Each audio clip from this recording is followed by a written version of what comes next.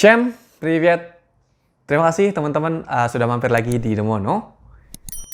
Di video kali ini kita akan coba latihan atau belajar membaca huruf Cyrillic atau alfabet Rusia.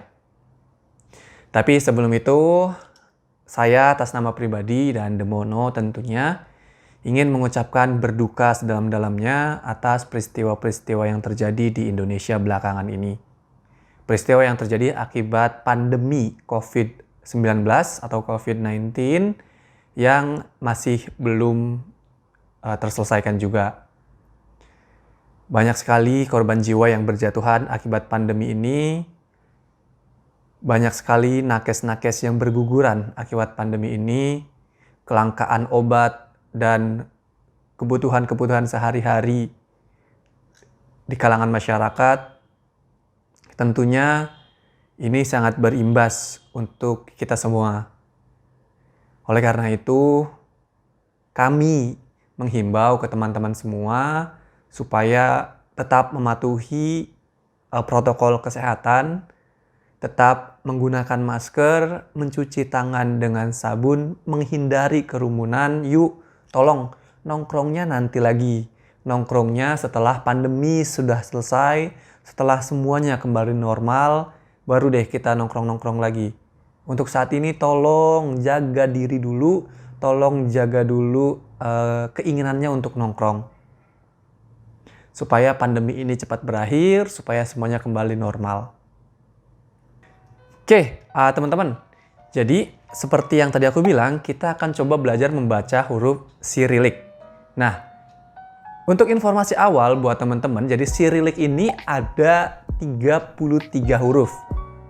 7 huruf lebih banyak dari huruf yang biasa kita baca atau huruf Latin, yang jumlahnya hanya 26. Nah, Cyrillic ini juga sebenarnya nggak cuma digunain di Rusia nih teman-teman.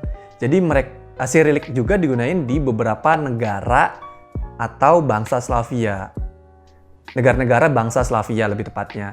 Jadi ada mungkin Ukraina, terus ada Bulgaria, ada Serbia, dan lain-lain. Nah, tapi Cyrillic yang digunakan di Rusia tentu agak berbeda dengan Cyrillic yang digunakan di Ukraina, Siberia, Bulgaria, dan lain-lain. Tapi mungkin ada beberapa hal juga yang sama. Nah, dari 33 huruf Cyrillic itu, di antaranya tuh dibagi ke beberapa kelompok. Ada 10 huruf vokal. Jadi kalau misalnya kita kan cuma A, I, U, E, O. Cuma 5 ya. Kalau misalkan di Rusia tuh ada, atau di Cyrillic Rusia tuh ada 10 huruf vokal. Kemudian ada 21 huruf konsonan.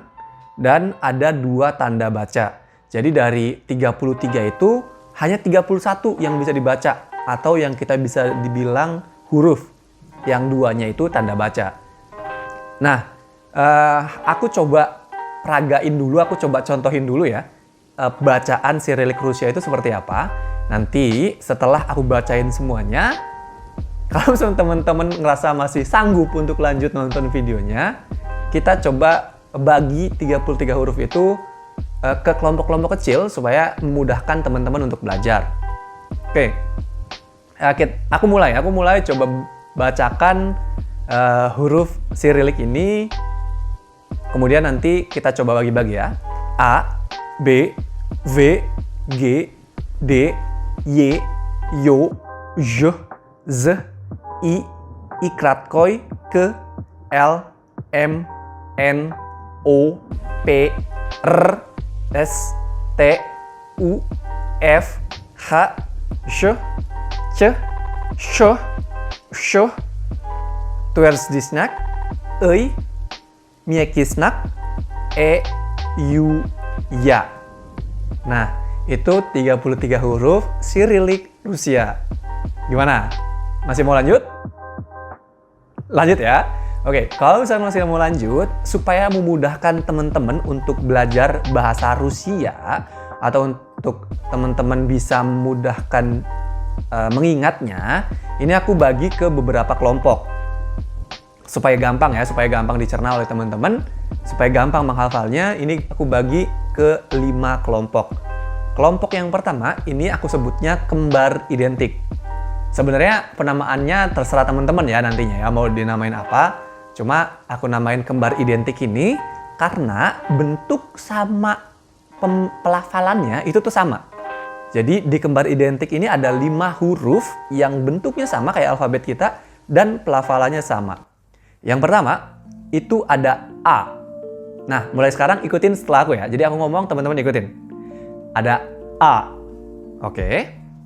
Selanjutnya ada K. Oke. Ada M. Oke. Ada O. Oke, dan ada T. Oke. Jadi di huruf kembar identik ini, di kategori kembar identik ini ada 5, yaitu A, K, M, O, T. Itu benar-benar saklek, hurufnya sama, pembacaannya juga sama. Jadi mungkin bisa lebih gampang teman-teman ingat. Nah, kategori yang kedua, ini ada serupa tapi tak sama. Maksudnya serupa tapi tak sama, bentuknya sama alfabet kita, tapi pelafalannya ini beda. Jadi kayak mungkin lebih sering kegocek teman-teman di sini. Oke, di serupa tapi tak sama ini, huruf-hurufnya ada V. Oke, ada Y. Oke, ada N. Oke, ada S. Lanjut, ada U. Oke, ada H. Lanjut, ada R yang terakhir. Oke, di kategori serupa tapi tak sama ini ada V, Y, N, S, U, H, R. Jadi ada 7 huruf di kategori serupa tapi tak sama. Hati-hati, pokoknya teman-teman jangan sampai terkecoh karena hurufnya sama, bentuknya sama, tapi sebenarnya cara bacanya beda. Oke, yang ketiga, kategori yang ketiga ini aku namain kategori familiar. Jadi kayak nggak asing gitu buat kita. Jadi yang maksudnya kategori familiar ini bentuknya beda, memang agak aneh lah bentuknya. Kita kayak belum pernah lihat. Tapi pelafalannya ini kita nggak asing, pelafalannya ini mirip-mirip sama alfabet Latin. Nah, kita langsung aja ya ke huruf-hurufnya. Teman-teman ikutin ya. Yang pertama ada B. Yang kedua ada G. Yang ketiga ada D. Z. I. L. Ada P. Ada F. Dan terakhir di kategori familiar ada E. Ada 9 teman-teman ya. Oke, jadi di kategori familiar ada B, ada G, ada D, ada Z, ada I, ada L, ada P, ada F, ada E. Jadi ada 9 di kategori familiar. Huruf-hurufnya kita mungkin agak aneh, tapi cara bacanya atau pelafalannya itu pernah kita dengar sebelumnya. Oke, di kategori keempat nih teman-teman, yang mungkin agak susah buat kita orang asing untuk mempelajari bahasa Rusia.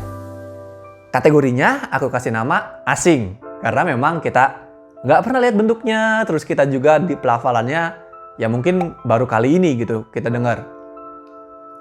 Nah, jadi teman-teman harus hati-hati ketika melihat huruf-huruf ini. Jadi harus benar-benar dihafal. Huruf-hurufnya ini ada yo, kayak E, tapi ada titik 2-nya. Kemudian ada jo. Coba ikuti. Jo. Harus monyong ya, kalau misalnya nggak monyong berarti salah. Kemudian ada ikratkoi. Sebenarnya ikratkoi ini kalau dibaca di kalimat itu tuh seperti apa ya?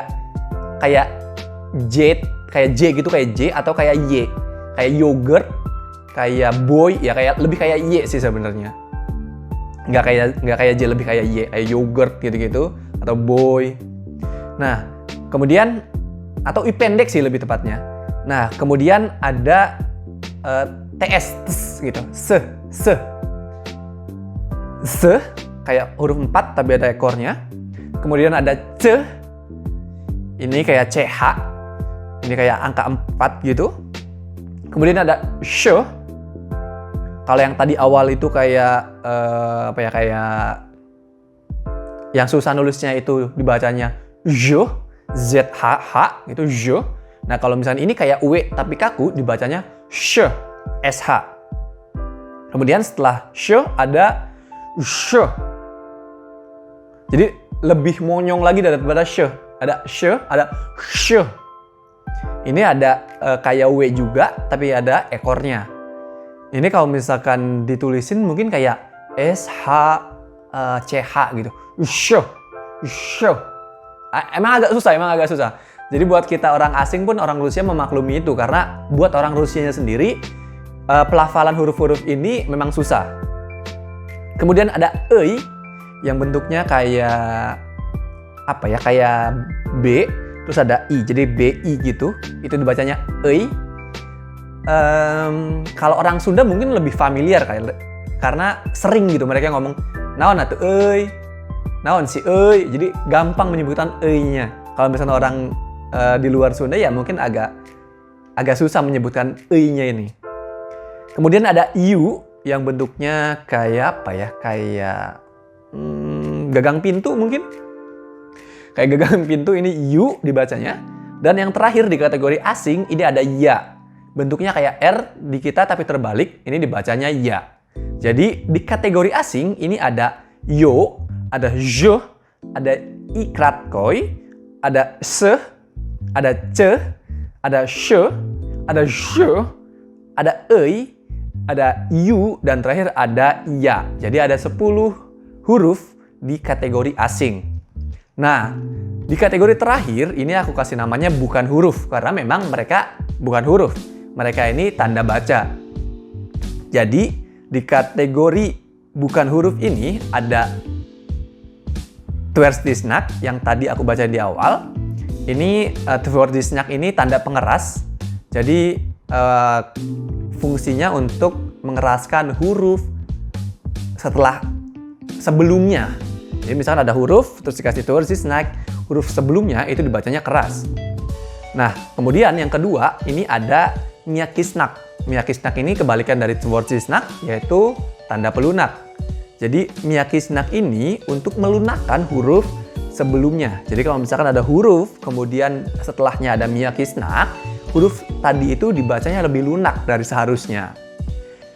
Nah, jadi kan kita tadi udah belajar membaca dari seluruh alfabetnya secara langsung.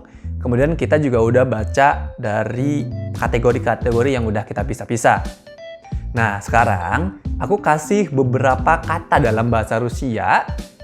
Nanti teman-teman isi jawabannya di kolom komentar.